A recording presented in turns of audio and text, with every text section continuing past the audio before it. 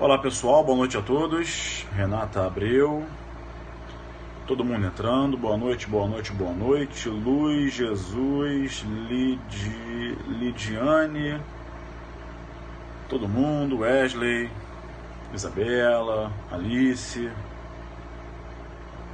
Silvio. Meus amigos, eu fiz uma enquete no Instagram anteontem, e pedi ao Thiago aí, Thiago Rodrigues, e pedi sugestões de temas para tratar hoje. Só que, pessoal de Brasília, um abraço. Foram tantas opiniões e tantas divergências. E aí, um tema que eu senti que o pessoal pediu muito foi a teoria da imputação objetiva. Amigos, Murilo, vamos lá, bacana. Não tem como explicar uma teoria da imputação objetiva como outras tantas teorias aqui no Periscope. Eu preciso de uma tela, preciso de slide, de uma caneta, ou, pessoal de Ceará, um abraço, ou de um quadro atrás, pilô. Então é uma teoria complexa, que não é simples, não dá para explicar pelo Periscope, eu peço desculpas, tá? E aí, eu selecionei para vermos hoje a interceptação telefônica, tá bem? Que é um tema sempre atual, é um tema sempre da moda, mas eu queria saber antes se o áudio está legal. Deem um alô, digam sim ou não, o áudio tá bom, gente? O áudio tá legal? Estão me ouvindo bem? Sim ou não? Sim, beleza, obrigado. Amigos, o tema de hoje vai ser interceptação telefônica, mas não vai ser aquele blá blá blá. A interceptação telefônica significa que alguém intercepta a conversa de duas pessoas, né? Esse blá blá blá não cabe aqui nesse nosso encontro de quinta-feira. Talvez no Instagram, no Facebook eu poste um vídeo assim, mas aqui no nosso grupo de quintas-feiras, né? É um grupo de estudo aprofundado, avançado, não é? Avançado. E aí, tá travando, gente? Tá travando? O Thiago falou que tá travando. Se quiserem, eu saio e entro de novo, tá? Problema nenhum. Mas está travando sim ou não? Se tiver, eu entro e saio, tá? Não? Então vamos lá. Às vezes a internet não ajuda muito, um ou outro, então vamos lá. Ok, bacana, obrigado.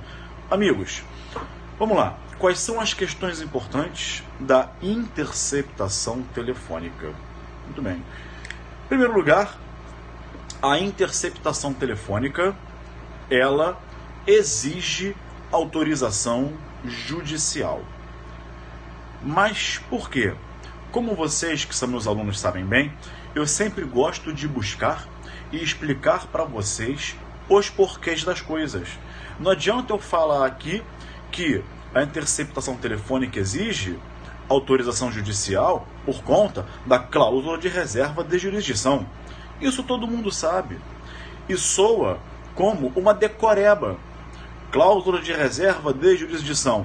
Agora, se chegar numa prova oral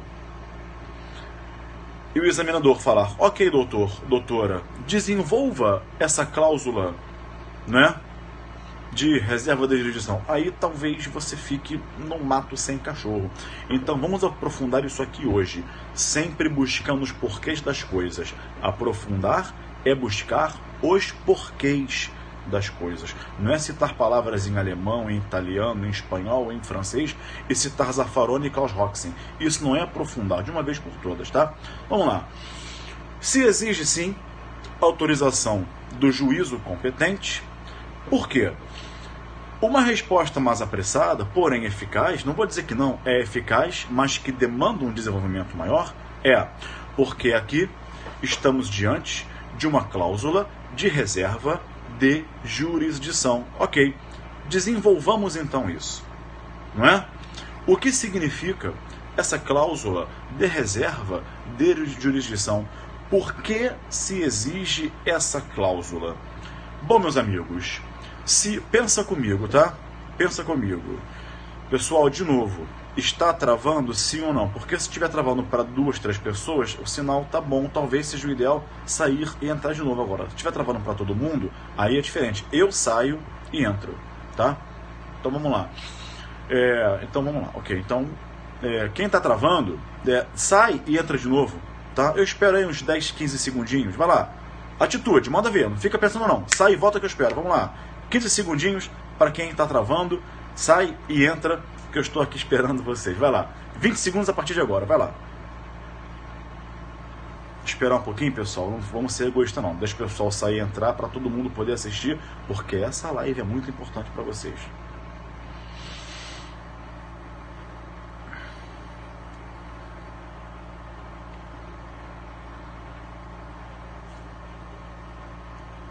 Em janeiro vai ter a nova edição, 10ª edição, edição comemorativa, 10ª edição, né? Eu nunca imaginei que eu ia ter um livro que um dia chegaria na 10ª edição. Muito bacana, vamos lá. Aliás, não tem aqui a primeira edição, tá guardado no armário, vamos lá. Então vejam, por que existe a cláusula de reserva de jurisdição?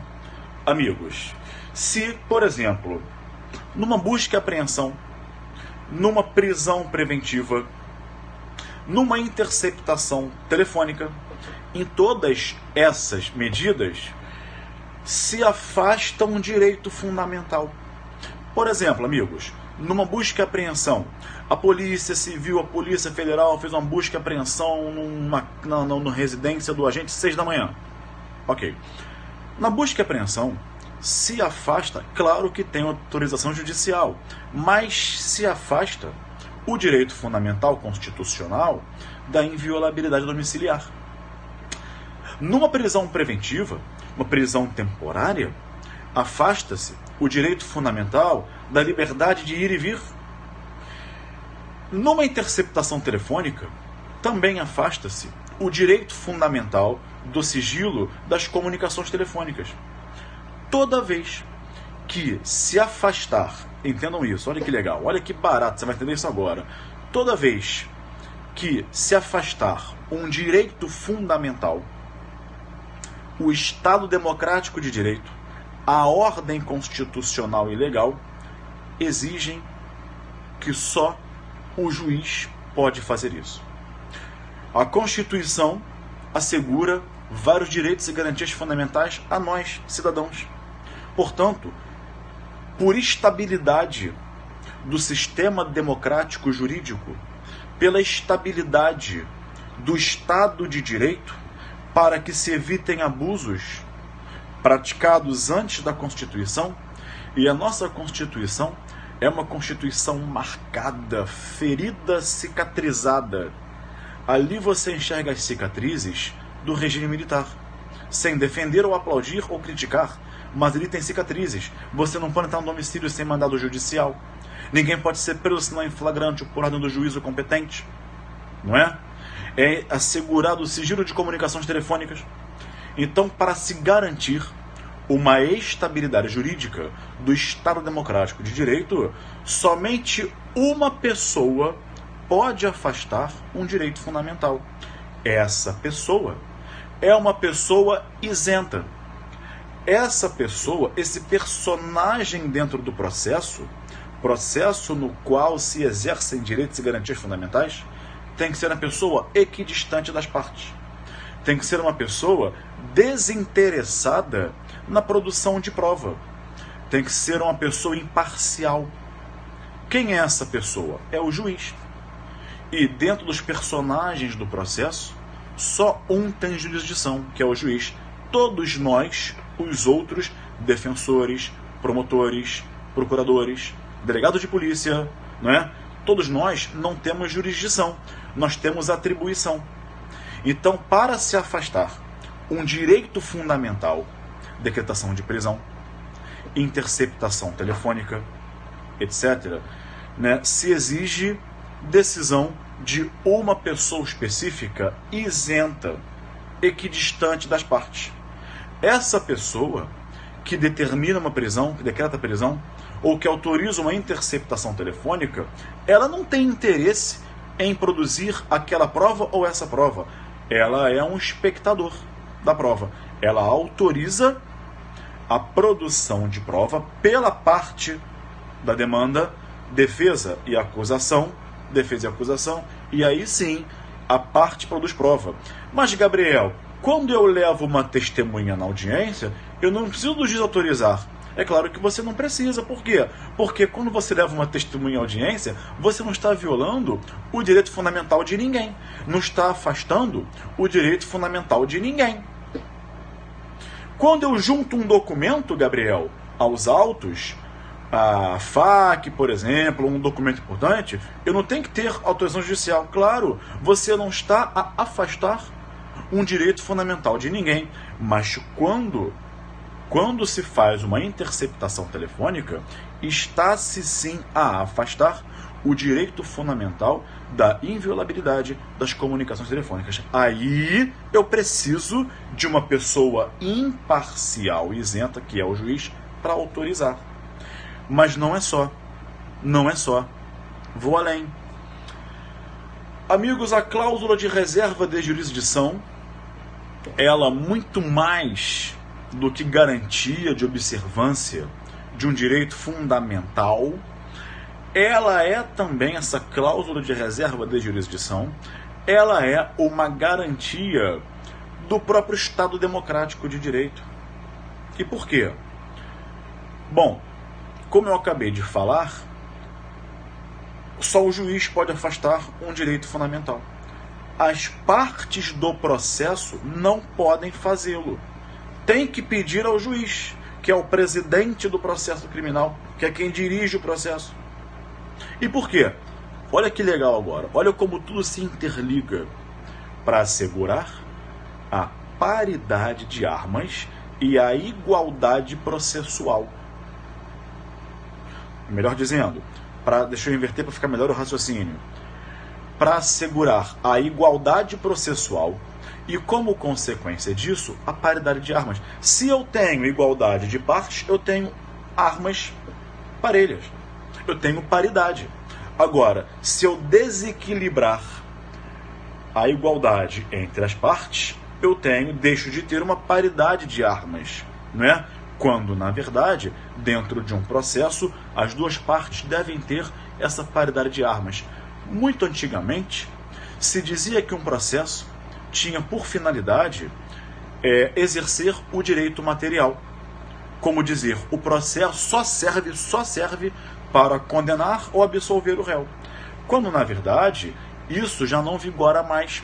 O processo é um meio também de exercício de direitos fundamentais. E a paridade de armas é fundamental para a igualdade processual entre as partes e para o Estado democrático de direito.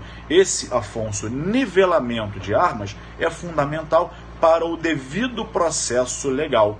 E onde entra tudo isso? Olha que legal.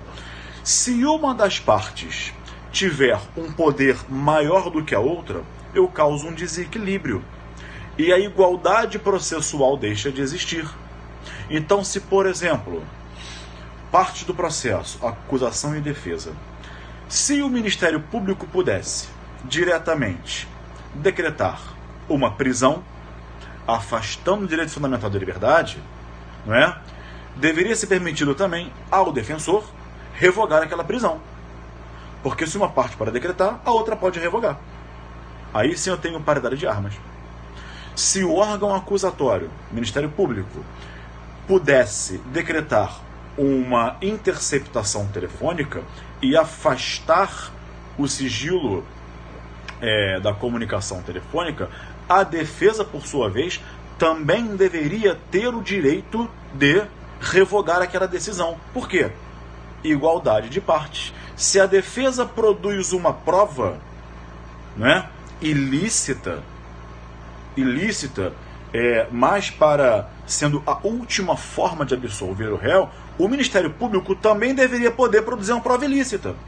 Então essa igualdade não é naquele sentido, coitadinho do réu, tudo tem que ser pro réu. Não. Igualdade da acusação para a defesa e da defesa para a acusação. O sistema funcionar in dubio pro réu, favor rei, favor libertate, não tem nada a ver com equiparação e nivelamento de armas e poderes dentro do processo. É um sistema de justiça vigorante no Estado democrático de direito.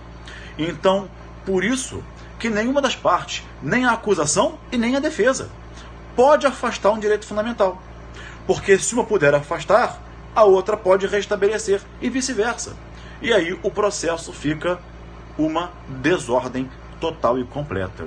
E isso acaba comprometendo o princípio do devido processo legal e também acaba comprometendo o próprio Estado democrático de direito. Ou seja, a cláusula de reserva de jurisdição tem também a função de assegurar a paridade, a igualdade, o nivelamento de armas dentro do processo. Tudo bem? Mas, Gabriel, e a prisão em flagrante? Bom, prisão em flagrante qualquer um pode fazer. O CPP admite a prisão em flagrante. Aliás, a própria Constituição admite a prisão em flagrante.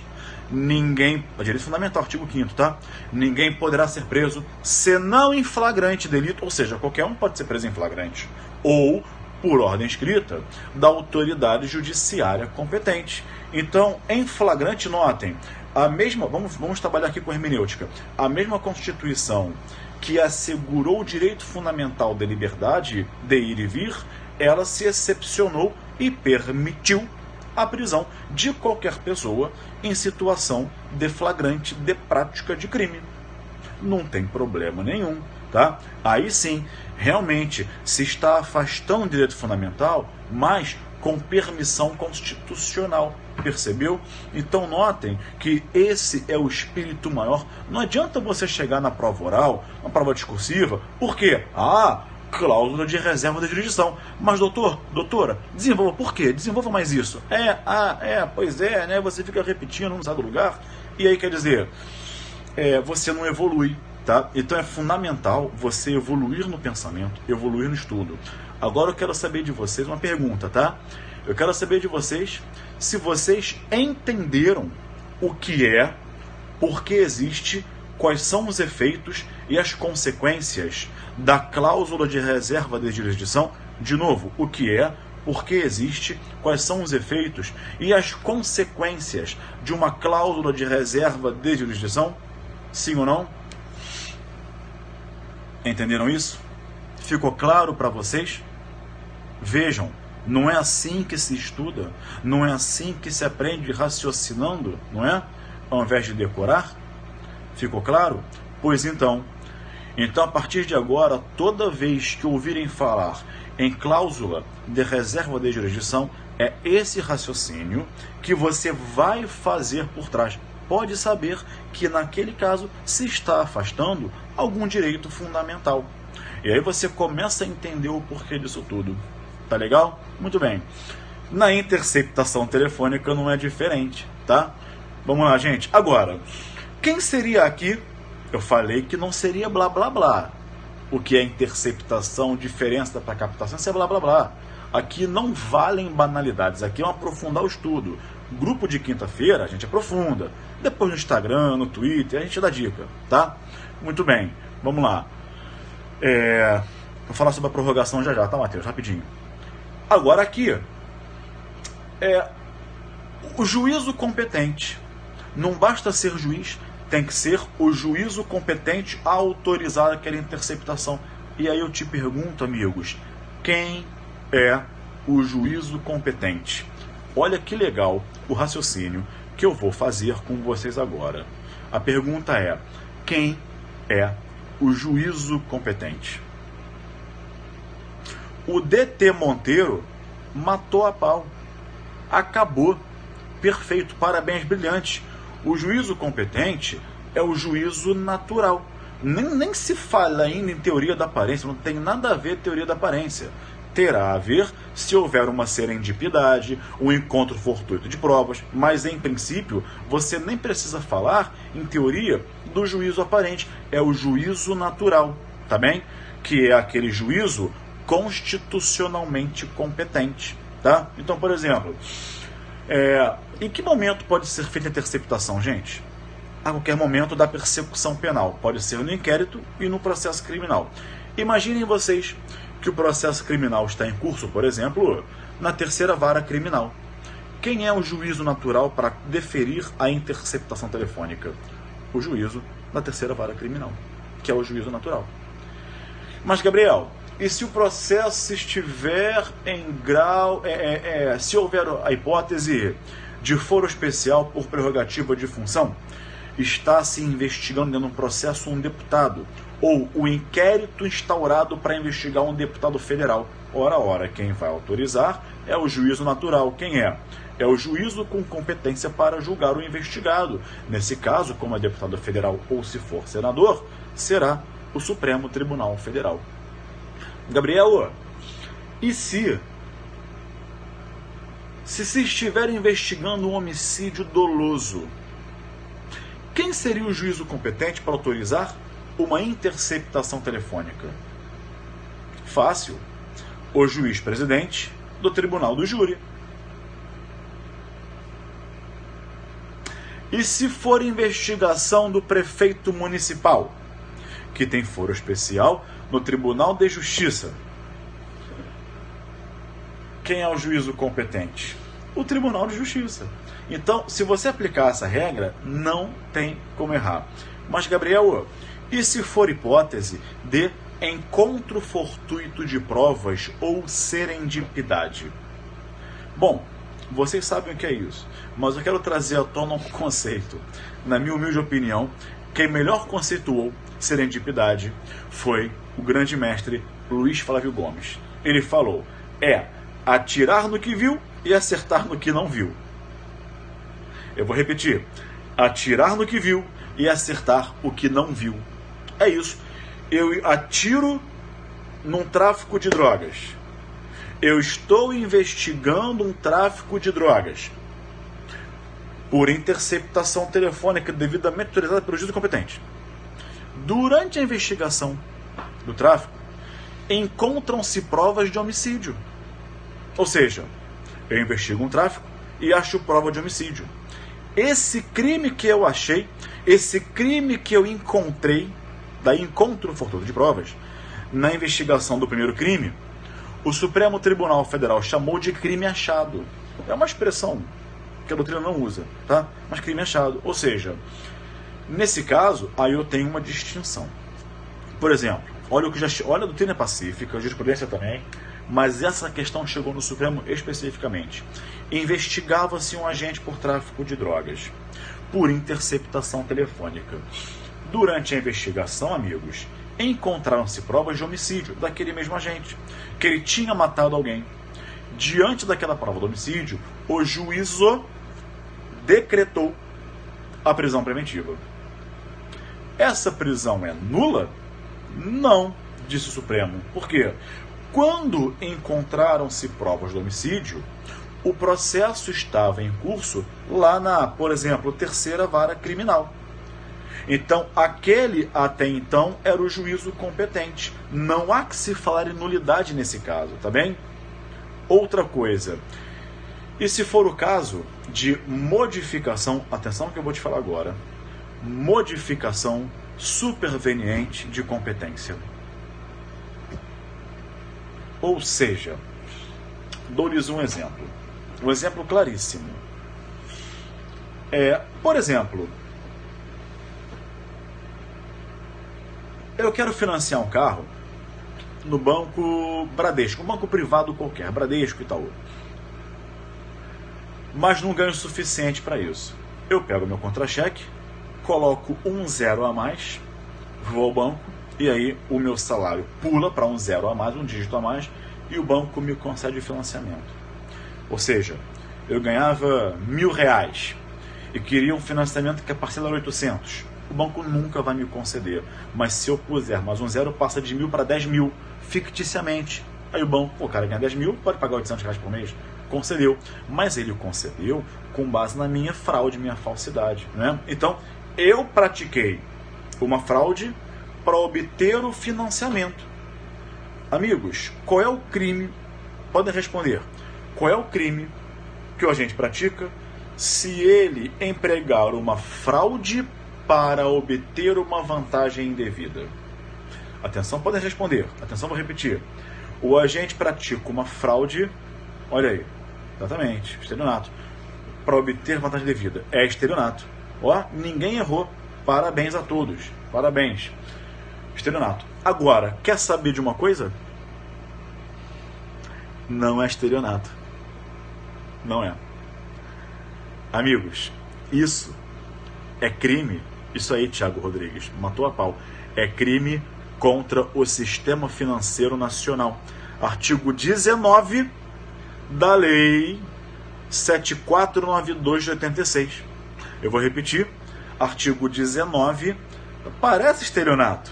Eu vou repetir. Artigo 19 da Lei 7492 de 86. Não é? O tipo é, vê se não é isso, obter, mediante fraude, financiamento em instituição financeira. Banco privado, Itaú Bradesco, é instituição financeira. Tá bem? O artigo 26 dessa lei diz que todos os crimes dela são julgados pela Justiça Federal. Federal. Qual é o caso concreto de, atenção, modificação superveniente de competência? O agente pratica essa conduta várias vezes e aí a Polícia Civil instaura inquérito.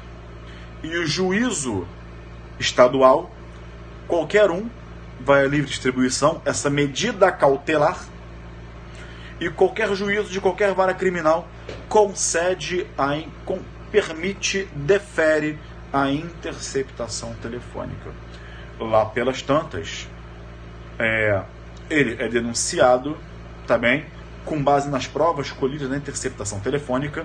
No meio da instrução processual, o juiz fala assim: opa, peraí, não é estelionato não, porque ele obteve um financiamento de veículo automotor no Banco Bradesco, que é instituição financeira.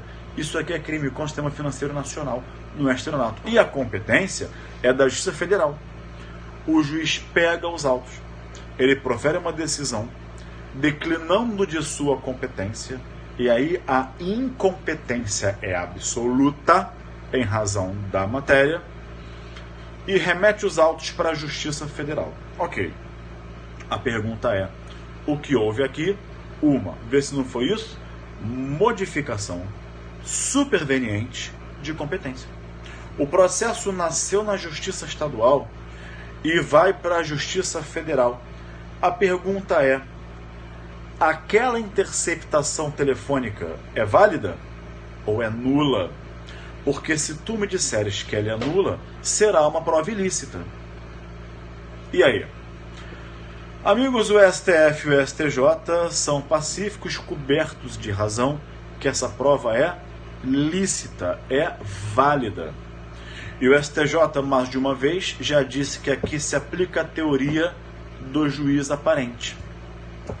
O que significa a teoria do juiz aparente? Que, na verdade, é a teoria do juízo aparente. Quando a interceptação foi deferida, aparentemente, aquele juízo da vara criminal estadual era o juízo competente. Aparentemente, de acordo com todos os elementos indiciários do inquérito policial e depois da ação penal ajuizada, aquele era o juízo competente. Então, aparentemente, aquele era o juízo competente. Portanto, a interceptação realizada, ela é válida, é perfeita. O que é necessário é, nesse caso, o juízo federal ratificar tudo, mas não é nula e não é prova ilícita, tá bem? Bom, meus amigos, tanta coisa para falar na interceptação telefônica, mas tanto tema legal, saindo daquele blá blá blá, daquele mesmice, sabe, daquele reme-reme, aprofundando, mas ao outro. Não é verdade. Aprendi em 20 minutos mais que 3 anos de faculdade. Não é verdade. Vamos lá. Bom, amigos, então o tempo nos limita. Semana que vem, esse grupo acontece todas as quintas-feiras. O estudo é aprofundado e eu provo para vocês que para se fazer... Primeiro, estudar não tem que ser uma coisa chata. aquela coisa maçante. Aprofundar a matéria não tem que ser uma coisa chata. Não tem que ficar falando palavras em latim, em alemão, em espanhol, italiano ou francês. E nem ficar segundo Zaffaroni, segundo Roxin. Segundo Zaffaroni, segundo Roxin. Isso não é aprofundar. A gente aprofunda com uma linguagem acessível, de forma clara, aborda um tema complexo, de forma clara, objetiva, e o principal, sem perder a dogmática, sem perder a cientificidade da coisa, sem decoreba, tá? Bom, eu tenho recebido ainda muitos e-mails toda semana. Quem perdeu o desconto, mais uma vez, tem sempre pessoal que está atrasado, né? Ah, pessoa perdi, né? Ah, meu cartão não virou. Eu sei. O meu curso completo, parte geral, especial e leis especiais, acabou a promoção do desconto de 50% da Black Week. Mas eu, tio Gabriel, pensando em vocês, vou falar um segredo para vocês. Eu consegui para vocês, nesse mês, um desconto de 40%. Bom, é quase 50% da Black Friday, da Black Week, né? É 10% a menos. Mas para quem perdeu o prazo, tá no lucro, tá no lucro. E mais, você vai ganhar um e-book da editora Gen, um Vadimeco na versão e-book, completíssimo. Então o que você tem que fazer? Gabriel, perdi o super desconto de Halloween 60%. Me arrependi. Aí teve a Black Friday, Black Week, era 50%, eu perdi. Última chance desse ano. Eu consegui para vocês um cupom de 40%. E você vai ganhar um Vadimeco com versão e-book. O que você tem que fazer para ganhar esse cupom? Eu tenho que te mandar o cupom, não tem? Tem. Então você manda um e-mail para mim, que eu vou te responder com o cupom e as instruções para você, tá? Mande e-mail para mim, gabrielpenal@yahoo.com.br. De novo, gabrielpenal@yahoo.com.br. Meu nome e minha matéria. Olha que difícil. Gabriel Penal. Eu sou Gabriel Habib, muito prazer. E minha matéria é Direito Penal. Então, Gabriel Penal. Não é para eu mandar e-mail para você, Rosi VP. É para você me mandar um e-mail. E eu te respondo. gabrielpenal@yahoo.com.br. Tá bem? Sei que são mó barato. Eu me divirto com vocês. Você me perguntou, é toda quinta-feira, das 22 às 22h30, tá? 10 a 10h30 da noite, quinta-feira, tá bom? Meus amigos, então anotem aí, gabrielpenal@yahoo.com.br. Aguardo o e-mail de vocês para enviar o cupom, eu vou repetir, um curso completo com mais de 100 horas, com didática profunda, eu bonitinho lá de terno e gravata, né? Como mando figurino, enfim, microfone, enfim, manda e-mail para mim, são mais de 100 horas, 40% de desconto, tá? Olha aí, gabrielpenal@yahoo.com.br. Nos vemos no Instagram, na página do Facebook e no Twitter.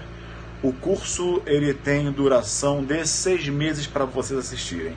É tempo mais do que o suficiente, tá bem? Meus amigos, foi um prazer mais uma vez estar com vocês. Muito obrigado pela companhia, como sempre, de quinta-feira. E também, muito obrigado mais uma vez por me receberem em suas casas e permitir... E meu cavalinho aqui de sempre, olha aí o cavalinho, ó. Olha o cavalinho ali, ó. Eu e meu cavalinho, obrigado por nos receberem em suas casas e permitirem que eu estudasse com vocês o direito penal. Tá bem? Um abraço, até o próximo encontro e tchau.